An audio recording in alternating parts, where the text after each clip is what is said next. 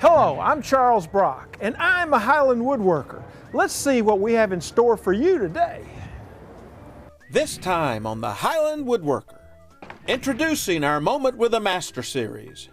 TV woodworking legend Roy Underhill invites us to learn about his school, his home, and his past. Hear how an Underhill real estate deal centuries ago inspired a quote from none other than William Shakespeare. Bert The Wood Expert will tell us what we need to know about choosing walnut for your next project. Checking out our toolbox this month. Well, life's a bench, to woodworkers anyway. Find out why a workbench is one of the most important tools in your shop.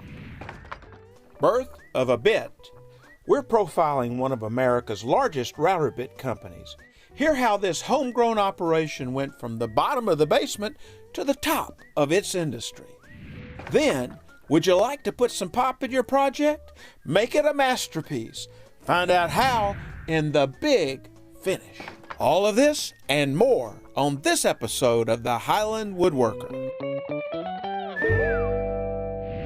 The Highland Woodworker is brought to you by Highland Woodworking. Fine tools delivered to your door since 1978. And these fine sponsors. Forest Manufacturing, saw blades for smooth, quiet, precise cuts, guaranteed.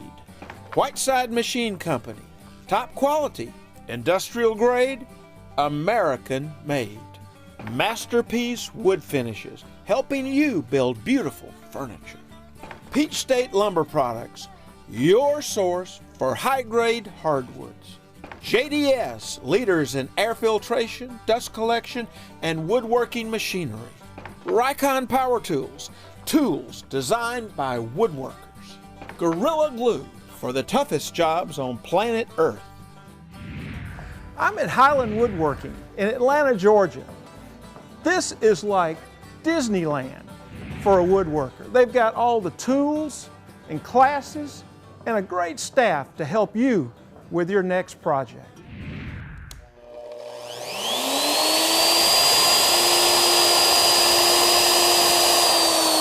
I'm using a Whiteside edge forming bit.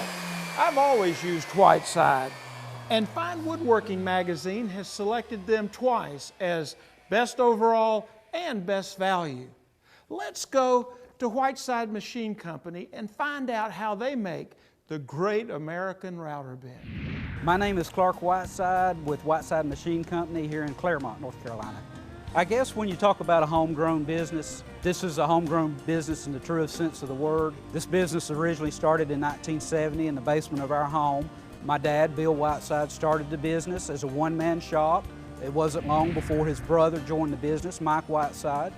I was 5 years old at the time. We were just a general purpose machine shop doing whatever type of metalworking business we could find. We do have a blend of older equipment, manual equipment.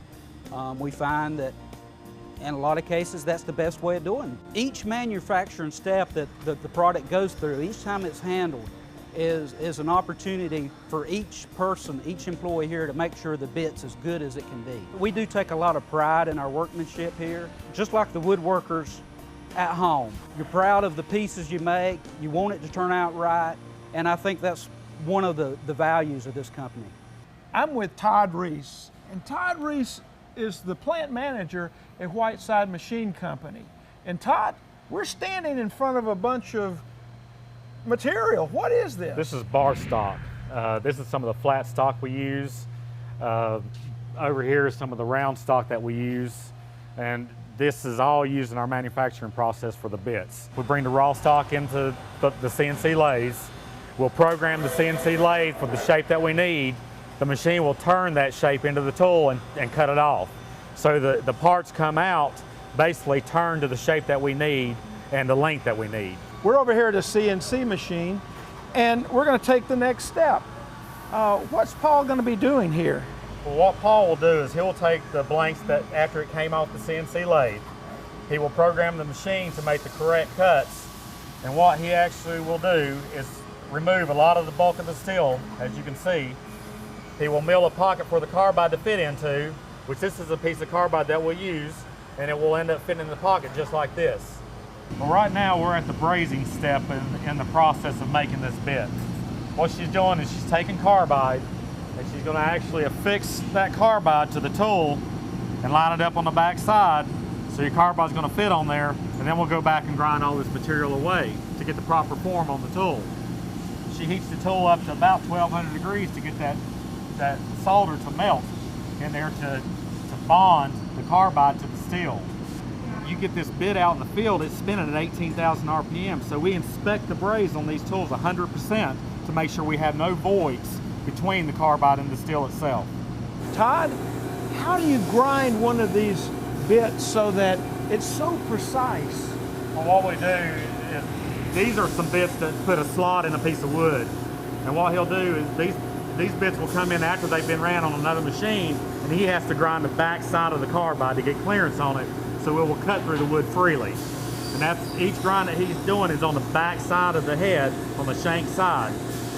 And at the same time he's grinding, he's putting clearance on that carbide and getting a good sharp edge there. You've got one router bit here that's got a lot of carbide on it, and another router bit that looks like it's almost ready to start cutting. Yeah, what we're doing here is we're roughing the bulk of the carbide off and getting it within about 5 to 10 thousandths of finished size.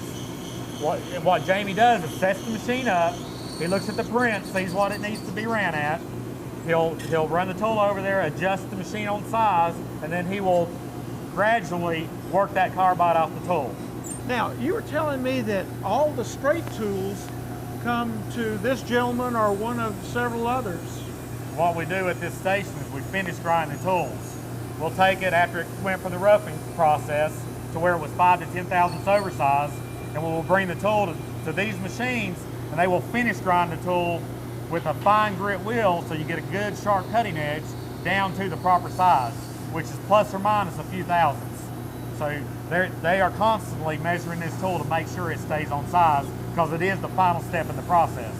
Well, Todd, I enjoyed seeing how they were made. And you've given birth to the great American router bit right here in North Carolina. This is where they are shipped. Tell us about the shipping department. Well, in this room, the tools come in, they get dipped, which is right behind you, the dip pots. We heat the dip up to about 250 degrees to get a plastic coating on them. And as the orders come in from the office, the sander will go around and pull the tools out of the bin and put them in a small container and give them to BJ. BJ will box the tools up, and she makes sure all the tools are correct in the box. She's our second check. Now, after she checks the tools, the box will go over to Mary to the UPS machine, where we'll put all the correct postage on the box and the address and stuff like that. Well, with this great inventory, it looks like you always have the right router bit just in time for the woodworker's needs. We do. We try to ship 100% out of this room. When we do have a back order, we will focus on that back order 100% until we get it completed and that stock into this room so we can ship it as soon as possible. That's just great. I've enjoyed it so much. Well, Thank you so much for the tour. Thank you. The Whiteside router bit story is a great one. And you can get your Whiteside router bits at Highland Woodworking. They have a great selection. For more about Whiteside router bits, go to our website, thehighlandwoodworker.com. Woodworkers often ask me, what are the tools to buy when you start a brand new shop? Well, a table saw is very important, and a joiner will help, but a workbench is the center of a shop. Everything in the shop revolves around the workbench. Let me show you some ways that I use a workbench. I just place the parts for my project in a vise, shape them with a rasp, a spoke shave, or scrapers, or anything that you can shape them with. I like to clamp up stock for cutting, for marking out, for laying out a project. It's great for clamping odd shapes like this bowl blank. I love to check squareness at the bench. Let me show you some of the features you should consider when you select your new workbench. When the vise is closed it should be at the same level as the top of the workbench. A tool well is a perfect place to put tools to keep them off the top of your busy bench. Every person in every project may require a different height bench. Well, with the Adjust-A-Bench, you can go up and you can go down. There is a workbench that's just right for you, your shop, and your projects.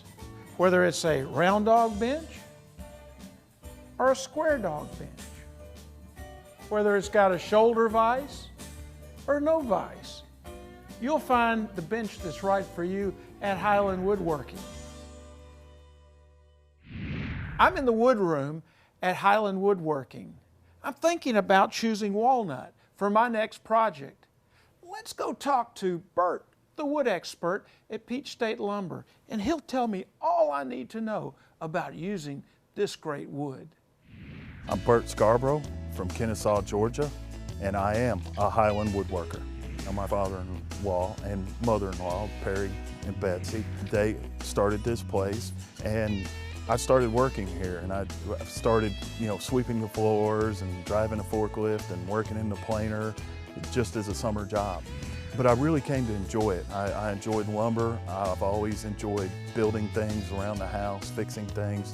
So I kind of took to it like a duck in water, so to speak. Then I went off to college based on a football scholarship. I ended up at Marshall University in Huntington, West Virginia. They're a very important timber state. A lot of timber comes out of West Virginia, and a lot of Marshall alumni are in the lumber business. So that's kind of where fate kind of played the role of where I ended up here.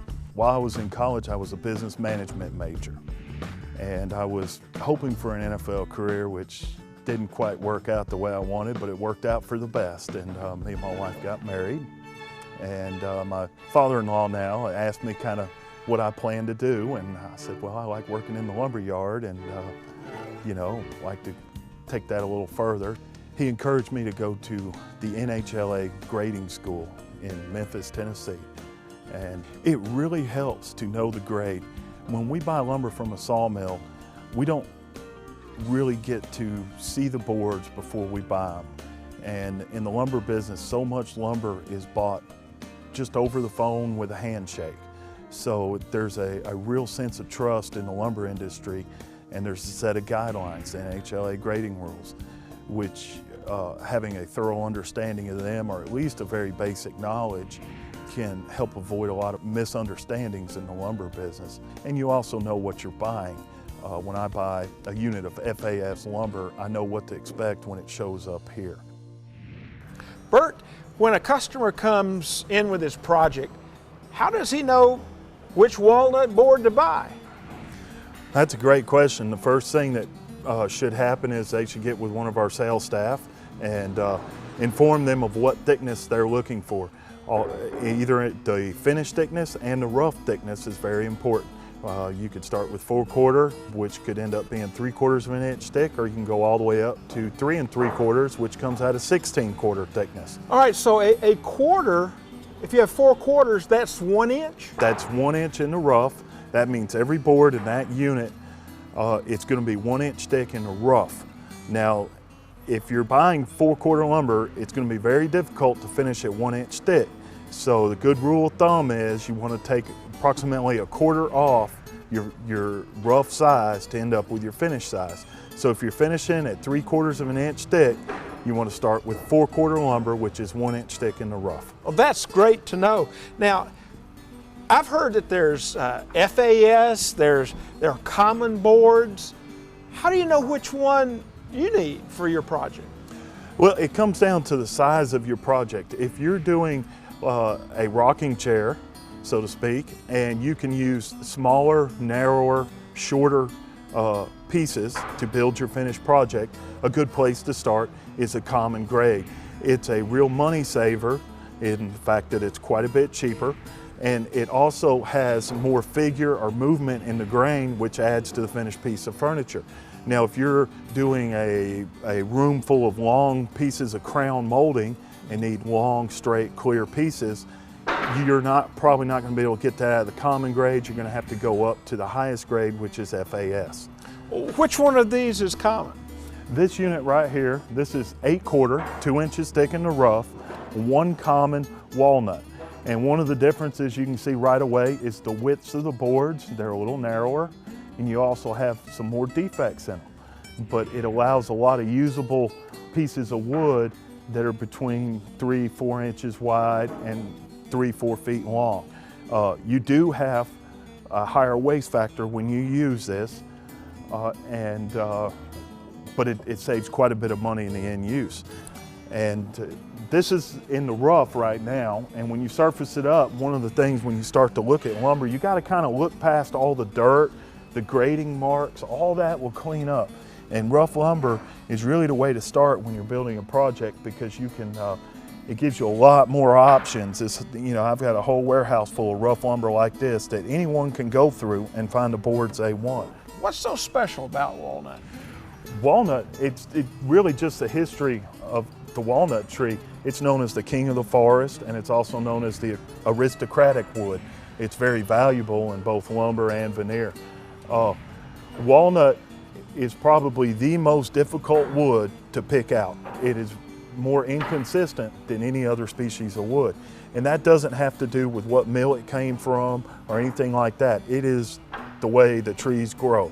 That's one of the beauties of walnut. It also adds to the character of walnut. So if you buy walnut lumber from a mill out in the Midwest, it's going to be different in color possibly than walnut from elsewhere.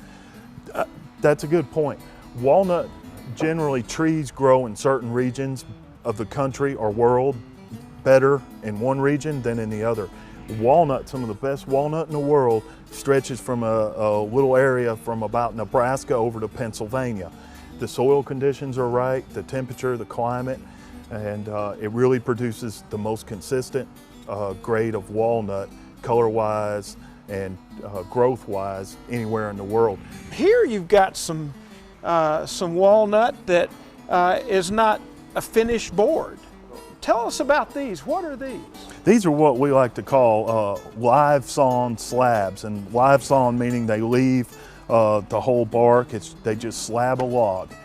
These are a little more uncommon. They usually cost a little more than lumber, but they allow for a very interesting table or chair seat. Usually that's where they end up.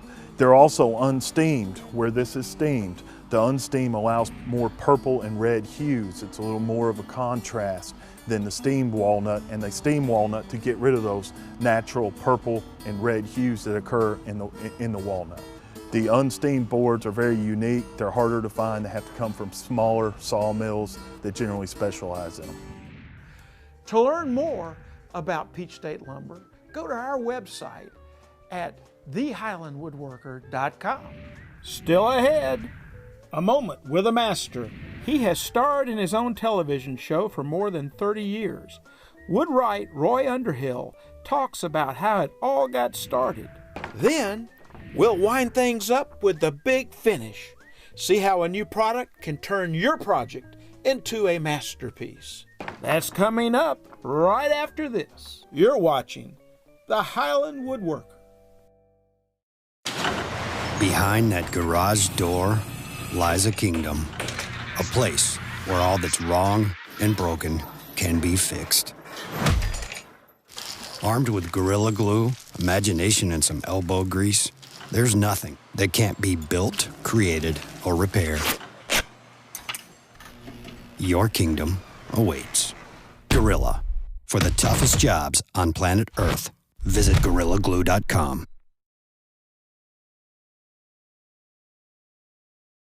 Rycon Power Tools. Tools designed by woodworkers. Moment with a Master is presented by Forest Manufacturing. Saw blades for smooth, quiet, precise cuts, guaranteed.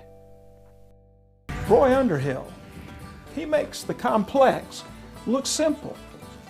Roy opens up to the Highland Woodworker in our very first Moment with a Master. Pittsboro, North Carolina is a charming community 35 miles west of Raleigh, an historic town. where the hustle and bustle of fast-paced city life has been replaced by a shake and a tap. In the heart of this small southern town sits a small workshop, a place of learning taught by one of the biggest names in woodworking today. How many pieces of wood have we got here? Author, educator, TV star, master showman, and master woodwright, Roy Underhill. Is it? Yeah, that's the thing. That's what Roubaud says. Although it's movable, it's one and the same piece, en seule et même pièce. Now, I think you guys got the French translation there. Had you translate it back into the original French, as I asked? So, what? Joshua, would you do verse 3 of Roubaud, please, for us? You won't find power tools at this unique workshop. Every project created here is done by hand or self-powered machinery. Roy Underhill is an authority in early American and European woodworking. So if you're like Joshua and your French isn't up to par, don't worry. Roy usually speaks in plain English. You English pig dog. Your mother was a hamster and your father smelled of elderberries. Roy's quick wit, vast knowledge, and amazing storytelling ability makes him a natural teacher. But even the very best teachers have to be taught by someone.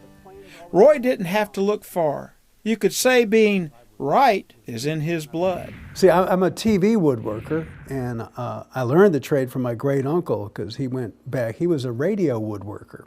And, What? Yeah, so he'd teach dovetailing over the radio. No, furniture you building. gotta be kidding. No. He taught furniture building, and it was what he'd do Chippendale High Boy on a radio series, which they thought was going to be really difficult because he couldn't show anything. But then they realized they didn't have to build a damn thing. All they had to do was make the sound effects. So they go, wow, that drawer came out perfect there, didn't it? Great. So this was wonderful back, and so that's who I learned a lot of this trade as a TV woodworker from. William Underhill sold Shakespeare, the Shakespeare family, the house that he lived in, the new place. So I got and Shakespeare wrote a bunch of references to that. There's a line in Shakespeare that says, he shall join you as they join Wayne's green timber, and one of you shall prove a shrunk panel, and like green timber, warp. So I think he's talking about bad woodworking, pulling apart, and I feel like my family is inspired, even Shakespeare, to write. So that's the oldest Underhill in this business. And then growing up in Washington, D.C., way up in the mountainous part, so I'm up in the hills in D.C., and my mama, I always take my axe to school and do what I could on the way home to bring back something interesting. And it was just constant recession. Never could get a job, and so I had to keep doing what I liked doing.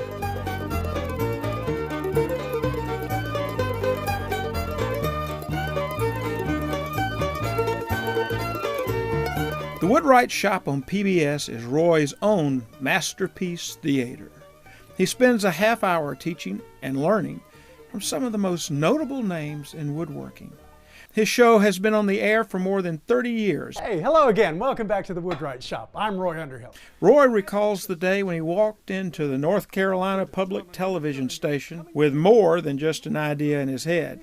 You could say he had a firm grip on what his show should feature. I walked in with an axe and my tool chest and the whole thing, full suspender regalia. And and it said, "This is, if y'all don't do it, somebody else will, because this is it." And I had the sales pitch, but I think I had all the arguments about how this would work, how this is familiar, it's in everybody's background, but here's a new approach to it for the way most people live right now. But I think it was the fact that I had an axe in my hand the whole time I was talking that did it, that may pushed it over for me. So that's my hint to folks who want to push a series. Take an axe with you to the pitch meeting. It's always good. Roy is a busy guy. He has a show to host, a shop to keep, and a school to teach. This is where he and his wife slow down. His home is the old McBain grist mill in Graham, North Carolina, a land with plenty of resources and relics from the past. I'm not sure when this was built. They say 1850, but looking at the machinery, it looks like 1870. Because it didn't have an over, kind of water wheel, the very picturesque wooden one. Yeah. It was a turbine here. And I gotta be careful with the ice here on the mill race. When there's a flood, it's just all kind of timber coming down the creek, coming around like freight trains around the bend. And then they all end up down here in this huge log jam. All these logs, the walnuts, the red cedars, those are the two you want. I mean, Right, but, yes. they all start coming down here, and I have to get down here in the flood, waiting for these logs to come down and try and spot whether they're real straight. That's a walnut. Sure. You usually tell. And you got to kind of grab it out of the flood and direct it up here and kind of keep it. But if you go out a little too far, it's like, I mean, you're gone. Yeah. So cutting these snags, but it's just the coolest, it's a very frightening thing. So the but current also very would cool. really take you around the bend. You'd be dead. hit Yeah, that. you'd be dead Yeah. in no time. So I don't recommend that again for students. But I can get out here and try and direct these logs in. That's one of the wonderful things I like about getting the students out here. They get to see why America is such a, the woodworking heritage here. Just hundreds of different kinds of species, and each one of them just, is just right for something. Right. And they get to see those here, and just get more connected with that great American tradition. Yeah, the So- purpose in each species. Yeah, well, or what we say is Its purpose. What we say is its purpose. Yeah, its purpose is just to be a tree and be left alone. Yeah, I think you're right there. Yeah. Rachel Marie. Rachel Marie, that's my daughter. Of course, this is a little dinghy. Not exactly what I want to do here. I do want to do wooden boat building here because we've got, we've got 5 miles of mill dam backed up here. But we do wooden boat building. But I want to do is indigenous, farm pond skiffs. Yeah. Everybody on their life list, they got to make a little wooden boat, a little wooden rowboat. Roy lets nothing go to waste. This rustic workshop will soon be transformed into a new school for craftsmen interested in the art of blacksmithing. And we'll be felling trees out around here, hauling them in. We do the pit sawing, hewing, an introduction to timber frame and log building. This is just one of the week-long classes. And I do hope, to get the boat building down the way. So That's it'll great. be all right. Yeah, it's kind of Kind a of tying neat dream. together all the resources here. Yeah, it is. Yeah, well, that's a big thing. I think even the chair building classes, Ailey Bazzari teaches with me, the Windsor chair making classes. We start with a log at the start of the class. So you start, here's your log, here are the tools, you're going to have a chair at the end of the week. So we can do that, but it'd be nice to take it that next step where we go out and we drop the tree. Okay, here's your tree. At the end of the week, you're going to have a chair to take home with you. Working with wood is more than just craftsmanship, according to Roy. It's human nature. This is such a part of the way we evolved. It is, it is. We just, it became human beings because we were working wood and understanding the grain and looking at the way the blade works. I mean, this has just been with us for hundreds of thousands of years. That's why we're human. That's why we do, we can do these kind of things today that we do, these marvelous things, but still, that kind of, the original music that we all played, started fading out. And people say, wait a minute, where'd that go? And now, people start to realize where it was. It was working with hand tools, with the wood, with that sound, with the smell, and all that connection. You can't get away from it. We can't get away from it as human beings. And that's what's kind of neat. People are admitting that, say, this is always going to be a part of us. Another tidbit of information about Roy Underhill is he wears the same hat that he wore on the very first show. If you want to find out more about Roy Underhill's classes and schedule, then look on our website under Moment with a Master at thehighlandwoodworker.com. If you can't make it to Atlanta, then you can always shop us on the web at www.highlandwoodworking.com.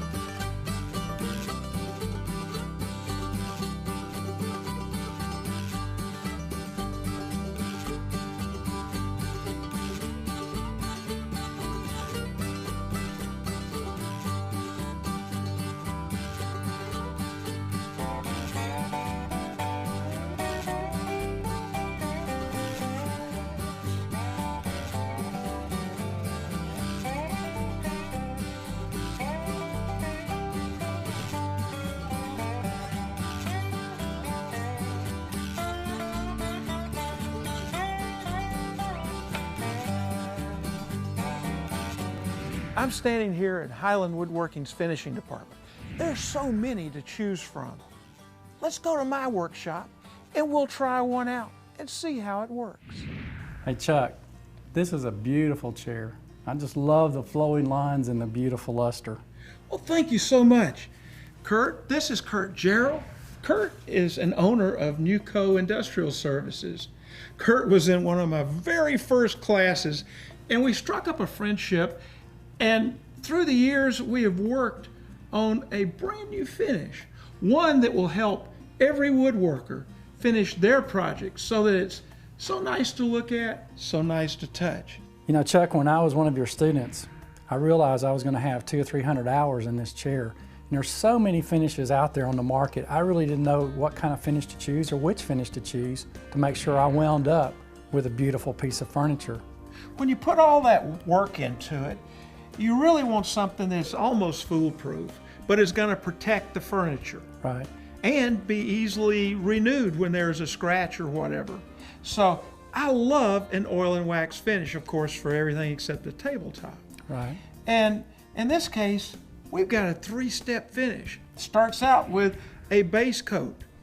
I think it's some blended oils. Tell me about that, and I'm going to go ahead and apply that base coat. Well, you know, Chuck, one of the things we looked at the base coat is we wanted something that would give the wood a pure tone, a pure finish that wouldn't muddy up the grain. So we've blended oils together that over time won't change the look of the wood and make it have that warm luster that we were looking for. Look at that. I just love the way it drinks up the oil. And you're just using a piece of paper towel. That's one of the things we wanted. We didn't want a bunch of oily rags in the shop. You can just grab a paper towel and put this stuff on. So really, you could do this in a room in your house as opposed if you didn't have a garage or a workshop. Absolutely, because one of the things we chose to do is make sure that everything was low VOC. You're not getting a bunch of solvents and things coming off that stinks up the room and creates that fog that you have to work in. Well, the way I like to put it on is to apply it and then let it sink into all the pores and then wipe off the extra. That was pretty simple to me. Now, how long do you let this dry normally, Chuck? I like to let it dry overnight. Now we're going to apply the mid coat. Well, you know, Chuck, we developed the mid coat to be a filler finish.